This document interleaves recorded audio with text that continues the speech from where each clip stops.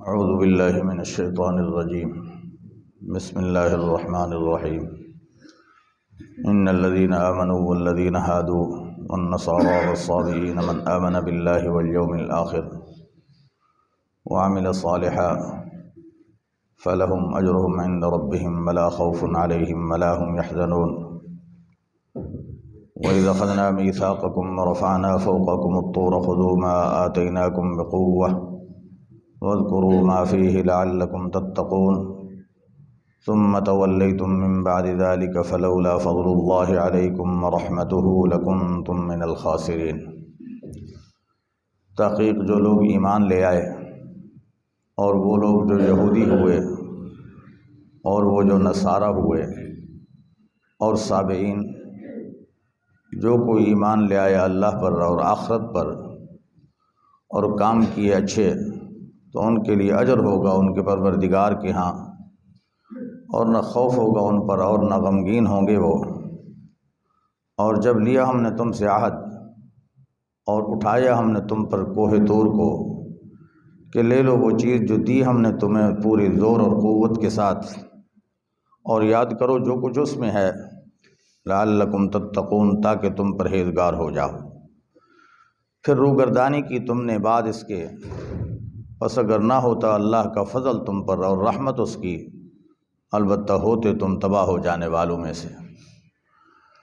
صدق اللہ العظیم وصدق رسولہ النبی الکریم ونحن علی ذلک من الشاہدین والشاکرین والحمد للہ رب العالمین۔ اللہم صلی علی سیدنا محمد النبی الامی وعلی آلہ واصحابہ وسلم تسلیما بعدد کل ذرۃ الف الف مرہ۔ قابل صد احترام بزرگوں، بھائیوں، کل بھی انہی آیات کا ترجمہ کیا تھا اور پہلی آیت پر کچھ باتیں عرض کی تھیں کہ اس آیت میں اللہ تعالیٰ نے مختلف اہل ملت کا ذکر فرمایا ہے۔ ان میں سے پہلے طبقے میں ہیں اس امت اسلام کے اہل ایمان کا، پھر یہود کا، پھر نصارہ کا، اور چوتھے نمبر پہ صابئین کا۔ صابئین کا مصداق میں نے ذکر کیا کہ کواکب پرست یا مجوسی۔ ان کے علاوہ بھی اس میں اقوال ہیں۔ بعض لوگ کہتے ہیں کہ صابئی ان کو کہا جاتا ہے جو داؤد علیہ السلام کی کتاب زبور پر ایمان رکھتے تھے، اس پر ایمان کے مدعی ہی ہوتے تھے، لیکن بہرحال آج دنیا میں ان کا وجود نہیں ہے۔ باقی تین ملتیں، یہودیت، نصرانیت اور اسلام، یہ تین بڑے مذاہب ہیں دنیا میں۔ اللہ تبارک و تعالی نے یاد رکھنا، اخروی نجات کسی قوم کی نسلیت کی بنیاد پر یا نسب کی بنیاد پہ نہیں رکھی، بلکہ ہر قوم یا ہر امت کے اندر مدار اخروی جو ہے یا نجات اخروی، اس کا مدار ہے ایمان کامل اور عمل صالح پر۔ تو جس دور میں حضرت موسیٰ علیہ السلام کا دین برحق تھا، تو اہل یہود جو صحیح صورت میں ایمان لائے تھے حضرت موسیٰ پر اور کتاب تورات پر، اور اسی کے مطابق انہوں نے زندگی گزاری، وہ نجات دہندہ ہے، نجات یافتہ ہے۔ اسی طرح عیسیٰ علیہ السلام کے دور میں جو لوگ حضرت عیسیٰ پر ایمان لے آئے، انجیل پر ایمان لائے اور اس کے مقتضا کے مطابق عمل کیا، وہ نجات یافتہ طبقہ ہے۔ اسی طرح ملت اسلام کے اندر بھی یہ بات سمجھیں کہ ملت اسلامیہ کی فضیلت یا خصوصیت یا خیریت، کنتم خیر امت، حضرت عمر رضی اللہ تعالیٰ عنہ فرماتے ہیں کہ خیر امت کا یہ اعزاز اس امت کو مطلقاً نہیں ملا، بلکہ اس امت کے لوگوں میں خیریت اس وقت تک ہے جب تلک ان کا ایمان صحیح اور عمل صالح قرآن و شریعت کے مطابق ہوگا۔ اور امت کے جن افراد کا ایمان قرآن پہ نہیں ہے، رسول اللہ صلی اللہ علیہ وسلم کی شریعت مطہرہ پہ کامل ایمان نہیں ہے، اور عمل صالح قرآن و سنت کے مطابق نہیں ہے، تو حضرت عمر رضی اللہ تعالیٰ عنہ کے اس قول کے مطابق وہ خیر امت کا مصداق نہیں ہے۔ اس لیے ملت اسلام کے اندر بھی نجات اس طبقے کو ملے گی جس کا ایمان بھی صحیح ہوگا اور عمل بھی عمل صالح ہوگا۔ بعض حضرات نے اس آیت سے دلیل پکڑی ہے وحدت ادیان پر۔ وحدت ادیان کا معنی سمجھیں۔ وحدت ادیان کا مطلب یہ ہے کہ دین سماویہ میں سے وہ کسی دین کا متبع اگر رہا ہے تو اس کی نجات کے لیے ہی کافی ہے۔ مثلا حضور علیہ الصلاۃ والسلام کے دور کے یہودی یا عیسائی یہ کہیں کہ ہم دین سماوی کے متبع ہیں، یہودی کہے میں دین سماوی کا متبع ہوں، عیسائی کہے میں دین سماوی کا متبع ہوں، لہٰذا مجھے محمد رسول اللہ کی نبوت کو ماننے کی ضرورت نہیں ہے، قرآن پر ایمان لانے کی ضرورت نہیں ہے، میں اسی پر نجات دہندہ ہوں۔ یہ ہے وحدت ادیان کا مطلب کہ جس دین سماوی کا وہ متبع ہے اسی کے لیے وہ سمجھے کہ میرے لیے نجات کے لیے یہی کافی ہے۔ یہ نظریہ باطل ہے دو وجوہ سے۔ ایک وجہ امت کا اجماع ہے، حضرات صحابہ سے لے کر آج تلک حضرات اہل سنت والجماعت کا، کہ پہلے انبیاء میں اصول یہ ہوتا تھا کہ جب ایک نبی کا دور نبوت ختم ہوا، دوسرا نبی دنیا میں آیا، شریعت لے کر آیا، اب پہلے نبی کی شریعت کو منسوخ اور دوسرے نبی کی شریعت کو ناسخ کہتے ہیں۔ مثلا موسیٰ علیہ السلام کا دور تھا، جب وہ دور ختم ہوا اور دنیا میں حضرت عیسیٰ نئی شریعت کے ساتھ آ گئے، اب حضرت موسیٰ کا دور ختم ہوا، ان کی شریعت منسوخ ہوئی، ان کی کتاب کے احکام منسوخ ہو گئے، انجیل ان کے لیے ناسخ بن گئی۔ پھر حضرت عیسیٰ علیہ السلام کے بعد جناب رسول اللہ صلی اللہ علیہ وسلم اس دنیا میں تشریف لائے، قرآن کریم کتاب لے کر، پوری شریعت اسلام لے کر۔ اب حضور علیہ السلام کا دین چونکہ سب سے آخر میں آیا ہے، یہ پہلے جتنے ادیان تھے، چاہے دین یہودیت تھا یا دین نصرانیت تھا یا حضرت داؤد علیہ السلام کی شریعت تھی، ان تمام ادیان کے لیے رسول اللہ کا دین ناسخ ہے، حضور کا دین ناسخ ہے، اور ساری شریعتیں حضور کے شریعت کے مقابلے میں منسوخ ہیں۔ لہٰذا منسوخ شریعت پر عمل کرنا آج کسی کے لیے جائز نہیں ہے، منسوخ پر عمل کرنا جائز نہیں ہے۔ اب معیار وہی دین ہے، وہی شریعت جو ناسخ ہے۔ حضرت عمر رضی اللہ تعالیٰ عنہ کے متعلق آتا ہے کہ ایک دن بیٹھے ہیں تورات کھول کے، حضور علیہ السلام تشریف لائے، دیکھا کہ عمر تورات پڑھ رہے ہیں یا اس کا مطالعہ کر رہے ہیں۔ حضور کو غصہ آیا، کہا کچھ نہیں۔ صحابہ کہتے ہیں کہ حضور علیہ السلام کو جب غصہ آتا تو چہرہ سرخ لال ہو جاتا، دیکھنے والے محسوس کرتے کہ واقعتاً آپ غصے کی کیفیت میں۔ اب جا کے مسجد نبوی کے کونے میں بیٹھ گئے۔ حضرت عمر نے توجہ ہی نہیں کی۔ حضرت ابوبکر صدیق رضی اللہ تعالیٰ عنہ آئے، نظر پڑی حضور انور کے چہرے پر، فوراً بھانپ گئے کہ حضور کی کیفیت جو ہے نا وہ غصے والی ہے۔ اب سبب تلاش کیا کہ حضور کو غصہ کیوں آیا ہے۔ اب دیکھا تو دوسری طرف حضرت عمر بیٹھے ہیں، کچھ لے کے پڑھ رہے ہیں، تو حضرت ابوبکر وہاں سے اٹھ کے حضرت عمر کے پاس گئے، دیکھا کہ وہ تورات پڑھ رہے ہیں۔ حضرت ابوبکر کے دل میں یقین ہوا کہ حضور علیہ السلام کا غصہ اس وجہ سے ہے۔ اب حضرت ابوبکر نے اشارہ کیا عمر کو، عمر کیا کر رہے ہو، حضور کا چہرہ نہیں دیکھتے ہو، آپ کے اس عمل کی وجہ سے حضور کو غصہ ہے۔ تو روایات میں آتا ہے کہ حضرت عمر رضی اللہ تعالیٰ عنہ نے یہ تورات بند کی، وہیں بیٹھے بیٹھے یہ کلمات کہے، رضیت باللہ ربا وبالاسلام دینا وبمحمد صلی اللہ علیہ وسلم نبیا، کہ میں اللہ کے رب ہونے پر راضی ہوں، محمد الرسول اللہ صلی اللہ علیہ وسلم کے نبی اور رسول ہونے پہ راضی ہوں، اور اسلام کے مذہب اور دین ہونے پہ راضی ہوں۔ جب یہ کلمات کہے تو حضور علیہ السلام کا غصہ ختم اور آپ کے چہرے اقدس پہ مسکراہٹ آئی۔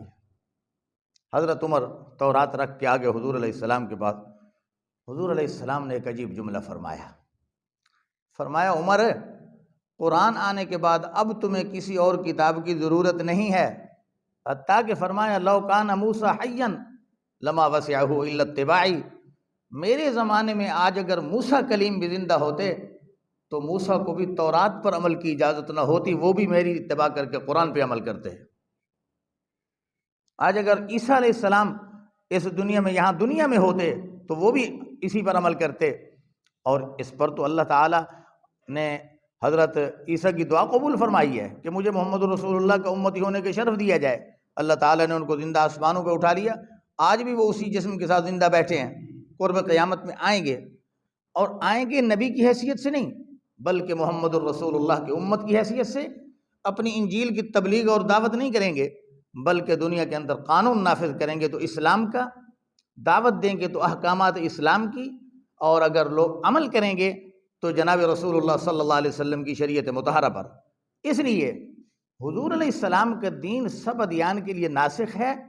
اب اس دین کو چھوڑ کر کوئی کہے مجھے دین نصرانیت میں کامیابی ملے، یا دین یہودیت میں مجھے نجات ملے، یا دین سبائیت میں جناب مجھے نجات ملے، یہ خیال است و محال است و جنو. اب اگر نجات کا کوئی راستہ اور طریقہ ہے تو وہ صرف اور صرف اسلام ہے. اسی طرح حضور علیہ السلام کی ایک حدیث ہے مسلم شریف میں، امام مسلم رحمہ اللہ نے نقل کی ہے، جس نے آپ فرمایا قسم ہے اس ذات کی جس کے قبضے میں میری جان ہے، جو چیز میں اللہ کی طرف سے لایا ہوں، اب دنیا میں کوئی کہے کہ میں یہودی ہوں یا نصرانی ہوں، اور یہودیت اور نصرانیت کہتا ہوا مر جائے اور میری نبوت کی یا میری شریعت کی تصدیق نہ کرے تو فرمایا فَهُوَ فِي النَّارِ، وہ جہنمی ہوگا. صحیح مسلم کی روایت ہے، وہ جہنمی ہوگا. اب حضور علیہ السلام کا یہ ارشاد بھی اس بات کی علامت ہے کہ یہ کہنا کہ حضور کے آنے کے بعد اپنا کسی دین سماوی کی اتباع کرے تو وہ نجات یافتہ ہے، ایسی بات نہیں ہے. ایک تو یہ بات آج بتانے کی تھی. اگلی آیت میں اللہ تعالیٰ نے فرمایا اِذْ أَخَذْنَا مِيثَاقَكُمْ وَرَفَعْنَا فَوْقَكُمُ الطُّورَ، کہ جب ہم نے تم سے عہد لیا اور کوہ طور کو تم پر اٹھایا. پیچھے یہ واقعہ گزر چکا ہے کہ حضرت موسیٰ علیہ السلام جب تورات لے کر آئے تو قوم نے ماننے سے انکار کر دیا. یہ کہہ دیا کہ جب تک خدا ہمیں کہے گا نہیں کہ یہ میری کتاب ہے اس وقت تک ہم نہیں مانیں گے. دوبارہ حضرت موسیٰ علیہ السلام 70 افراد کو لے کر گئے کہ چلو یہ اللہ کا کلام سن کے آئیں. وہ گئے، انہوں نے وہاں اور مطالبہ کر دیا ارنا اللہ جہرا لن نؤمن لک حتی نری اللہ جہرا، کہ ہم اس وقت تک ایمان نہیں لائیں گے جب خدا کو دیکھیں نہیں. ان پر ایک بجلی کی کڑک آئی، مرے. پھر موسیٰ علیہ السلام کی دعا سے زندہ ہوئے. بہرحال انہوں نے اللہ کی کلام سنی اور واپس جب آئے اب اپنی قوم کو شہادت دے رہے ہیں. توجہ کرنا ذرا بات کو سمجھنا. یہ 70 افراد جنہوں نے خدا کا کلام موسیٰ علیہ السلام کے ساتھ سنا تھا، جب قوم کے پاس آئے تو شہادت کیا دیتے ہیں؟ کہتے ہیں ہاں کتاب تو اللہ کی ہے، لیکن اللہ تعالیٰ نے یہ فرمایا ہے اس کتاب کے جن احکامات پر عمل کر سکتے ہو کر لو، جن پر عمل نہیں کر سکتے تو معاف ہیں. یہ بات اپنی طرف سے کہہ دی. اب تورات کے احکام مشکل تھے. مشکل کس طرح تھے؟ مثلا کپڑا ناپاک ہو گیا ہے تو پانی کے ساتھ دھونے سے پاک نہیں ہوتا تھا بلکہ اس کو کاٹ کے پھینکو تب جناب بقیہ کپڑا پاک ہے. عبادت کرنی کہ ان کو گھر میں یا بازار میں یا صحرا میں کہیں اجازت نہیں تھی. عبادت کا خاص جو مرکز ہوتا تھا عبادت خانہ، اس کے اندر ان کو عبادت کی اجازت تھی. اس کے علاوہ ان کو عبادت کرنے کا تصور ہی نہیں تھا. تو ان کے لیے احکام شاق تھے کیونکہ شرارتی نسل تھی. احکام بھی اللہ تعالیٰ نے انہی کے مزاج کے مطابق دیے. اب انہوں نے عمل کرنے سے انکار کر دیا. جب عمل سے انکار کیا اللہ تعالیٰ نے جبرائیل سے کہا کہ کوہ طور کا ایک حصہ اٹھا کے ان کے اوپر ذرا صاحبان کی طرح لے آؤ. حضرت جبرائیل اور ملائکہ نے کیا کہ ایک حصہ اٹھایا اور صاحبان کی طرح ان کے سروں پر لا کھڑا کیا. اب حکم دیا کہ مانتے ہو تورات کو ٹھیک، ورنہ یہ پہاڑ تمہارے اوپر گرا کر تمہارے ستیہ ناش کر دیا جائے گا، نسل ہی مٹا دی جائے گی. اسی کو قرآن شاہد میں کہہ رہا ہے رفعنا فوقکم الطور، ہم نے تمہارے اوپر طور پہاڑ کو اٹھایا. خذوا ما آتیناکم، اور یہ کہا کہ اس میں جو کچھ اللہ نے احکام دیے ہیں لے لو پورے زور اور طاقت کے ساتھ. وَاذْكُرُوا مَا فِي، اور اس پر عمل کرو جو کچھ اس میں ہے. لَعَلَّكُمْ تَتَّقُونَ، تاکہ تم بچ جاؤ. اب لاچار ہو کر مجبور ہو کر مانا کہ ٹھیک ہے ہم مانتے ہیں عمل کریں گے. اس ماننے کے بعد اللہ تعالیٰ نے اس کوہ طور کو ہٹا دیا، لیکن عملاً پھر اس قوم بنی اسرائیل نے مانا نہیں اس کو. عملاً پھر بھی نہیں مانا. قول اقرار کر لیا کہ ہم مانتے ہیں، لیکن اللہ تعالیٰ نے جب عذاب ظاہراً ہٹا دیا عمل پھر بھی نہیں کیا. اب اس آیت پر ایک چھوٹا سا سوال ہے، وہ کر کے بات ختم کرتا ہوں کہ جناب کوہ طور کو اٹھا کر ان پہ سروں پر لا کھڑا کرنا اور ان کو مجبور کرنا ماننے پر، یہ تو اکراہ فی الدین ہے، جبکہ قرآن کہتا ہے لا اکراہ فی الدین، دین میں اکراہ نہیں ہے، دین میں جبر نہیں ہے۔ اس کا جواب یہ کہ جناب، ایک ہے ایمان قبول کرنے پر اکراہ کرنا، دوسرا ہے اعمال پر ان کو مجبور کرنا، یہ الگ الگ موضوع ہے۔ ایمان قبول کرنے پر کوئی اکراہ نہیں ہے، کوئی جبر نہیں ہے اللہ کی طرف سے، نہ ہمارے اسلام میں نہ پہلے ادیان کے اندر۔ البتہ دنیا میں اس کی مثال یوں سمجھیں، مثال کے طور پر پاکستان کی حکومت اعلان کرتی ہے کہ نوجوان آئیں، آرمی کے اندر، پولیس کے اندر، فلاں ادارے کے اندر بھرتی ہوں، ملازمتیں مل رہی ہیں۔ اب ملازمت دینے کے لیے جبر نہیں ہے کہ ہر بندہ، ہر نوجوان آئے، بلکہ ہر ایک اپنی مرضی اور خوشی چاہت کے ساتھ آئے اور اس ملازمت کو قبول کر لے۔ اب ایک بندہ آتا ہے، ملازمت قبول کرتا ہے، ذمہ داری لیتا ہے، لیکن جب اس کو ذمہ داری مل جاتی ہے قبول کرنے کے بعد وہ ذمہ داری پوری نہیں کرتا، تو حکومت اس کے ساتھ کیا کرتی ہے؟ حکومت اس کو مجبور کرتی ہے کہ اگر تو قبول کرنے کے بعد اپنی ڈیوٹی ادا نہیں کرے گا تو باغی ہے۔ باغی کی سزا دنیا میں سخت ترین ہوتی ہے۔ یہی مثال بنی اسرائیل کی تھی، انہوں نے اسلام قبول کیا، دین تورات کو قبول کیا خوشی کے ساتھ، لیکن جب عمل سے انحراف کیا، اللہ تعالیٰ نے کوہ طور کو اوپر لا کھڑا کیا کہ اس پر عمل کرتے ہو یا نہیں کرتے؟ نہیں کرتے تو پھر یہ سزا ہوگی تمہاری باغیانہ جو سزا ہوتی ہے دنیا کے اندر، آپ کو بھی یہی سزا ملے گی۔ تو عمل پر ان کو اکراہ مجبور کیا گیا، اور یہ تو عقلاً و نقلاً امت کے اندر، یہ انسانیت کے اندر سلسلہ چلتا ہے، اس لیے اس میں اکراہ نہیں ہے۔ اس لیے دنیا کے اندر کیا ہے کہ کافر کی سزا قتل نہیں ہے، لیکن ایک شخص خوشی سے اسلام قبول کر لیتا ہے، لیکن اسلام میں آنے کے بعد اب اسلام سے مرتد ہوتا ہے، اب سزا کیا ہے؟ حضور علیہ السلام کی حدیث ہے، فرمایا من بدل دینہ فاقتلوہ، اب جس نے دین بدل دیا ہے، یہ اسلام کی اس نے توہین کی ہے، تضحیک کیا اس کی، اس لیے اس کو اب زندہ رہنے کے قابل نہیں ہے، وہ اس کی سزا قتل ہے۔ تو عام کافر کی سزا قتل نہیں ہے، وہ رہ سکتا ہے امن کے ساتھ، سکون کے ساتھ، لیکن ارتداد کی سزا قتل ہے، کیونکہ وہ اسلام کا باغی ہے۔ بیانی اسی طرح یہ لوگ بھی باغی تھے، اللہ تعالیٰ نے باغیانہ انداز سے ان کے ساتھ یہ سلوک فرمایا، اور پھر بھی ان کو کیا کیا؟ آخرت کے اعتبار سے، انجام کے اعتبار سے اجتماعی طور پر تباہ و برباد نہیں کیا، پھر بھی ایک وقت تک مہلت دی۔ اللہ تعالیٰ سے دعا ہے اللہ ہمیں بھی احکام قرآن سمجھنے اور اس پر کما حق کو ایمان لانے اور اس پر عمل کرنے کی توفیق عطا فرمائے۔